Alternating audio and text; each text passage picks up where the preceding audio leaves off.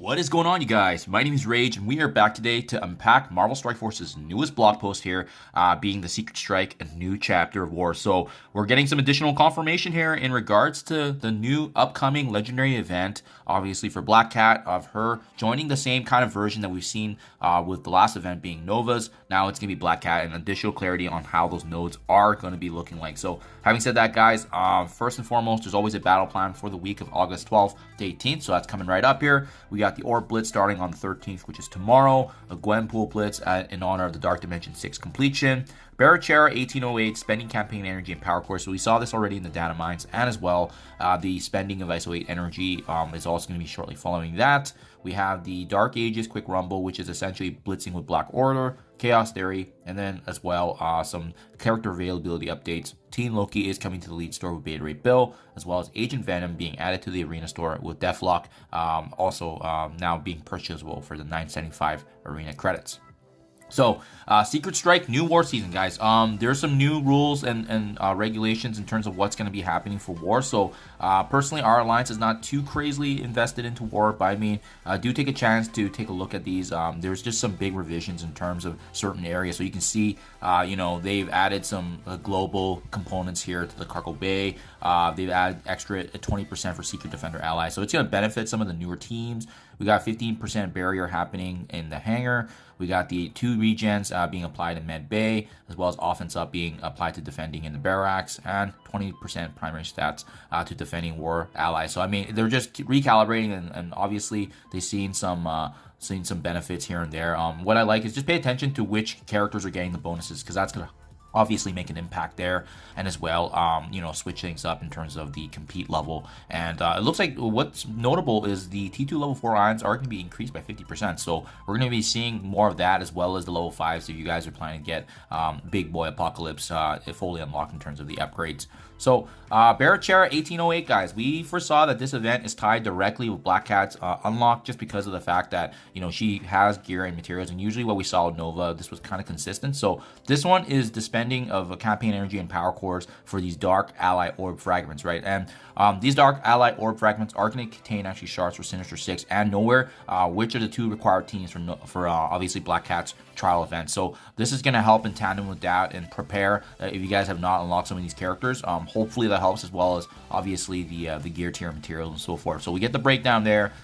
Keep in mind too, everything in yellow is the 10 pads that we do need, obviously, to add to the month. Sylvie's obviously unlocked in the beginning, but as well as getting more gear for her and pushing her higher to the gear tier levels. Next up then, after that, guys, is Rome 1390. So again, this is the campaign energy for ISO 8, so you want to make sure you're saving as much as you can right now, and as well as what we've seen before with earning of ally support fragments. That's going to obviously add to that. That's going to be getting on also the same date, August 16th here. Again, they have the 10 pads, and all these Apocalypse Bounty Orbs are going to help us obviously bring our characters up in the unlock of Apocalypse there. So quick rumble, Black Order, straightforward as usual. Just make sure you guys are getting through that and capitalizing again on the 10 pads, which add to the monthly event.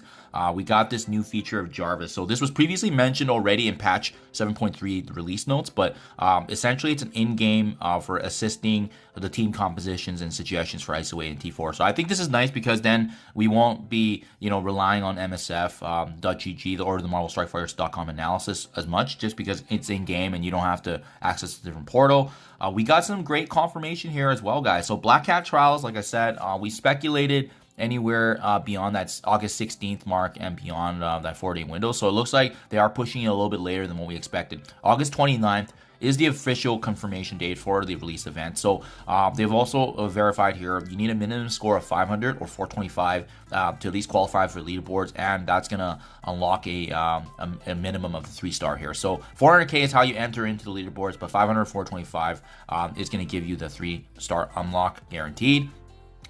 As well, additional clarity on how the nodes are finally going to break out, so we can start actually preparing. So we knew that Nowhere and Sinister 6 were at least needed for Mission 2, Mission 6, and Mission 10, being those nodes. And now we have, if we're looking beyond difficulty 5, which is generally what you need to at least maintain in order to unlock her, it's going to be Mystic Villains, Global Controllers, and as well Brawlers. So I do pros and cons of each of these, right? Like it is a different of a dynamic. We have seen historically mystic villains in the previous legendary horseman scourges, so that's the standard.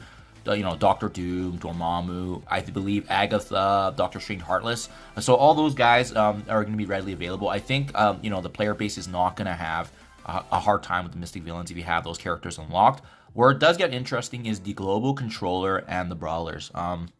Global controllers, a really big obvious one to me is, again, Doctor Doom. So it's kind of funny. Doctor Doom is going to be like the low-key MVP of these nodes because he's a global controller and a mystic villain, if I'm not mistaken. We got Morgan Le Fay and Omega Red also being available for global controllers. So I think global controllers going to have a lot of versatility. It's just whether or not you have some of these endgame characters unlocked, right? And especially Doctor Doom, if you're able to utilize his ultimate to the utmost, he's pretty much going to be usable for a majority of these nodes. And then we finally have Brawler. Brawler is interesting. We haven't seen this one before, but I know there are some brawlers in the Nowhere team, so we can take advantage of that, and especially with some of these brawler nodes like Mission 5 happening right before Mission 6. Potentially, you can bring in characters from Nowhere as well to save up their energy so that they're ready to go for the next node in Mission 6. We know Red Hulk is a brawler, Quicksilver is one, I believe, and most recently Val. Val's unlock is also a brawler. So we got some really good options. This is whether or not you have them built up. Those are the key ones to keep in mind. But Doctor Doom, without a doubt, he's going to be a very, very key character for this trial, especially since he can double dip in a lot of the nodes, and that's really great for him, just generating energy and obviously using his devastating ultimate.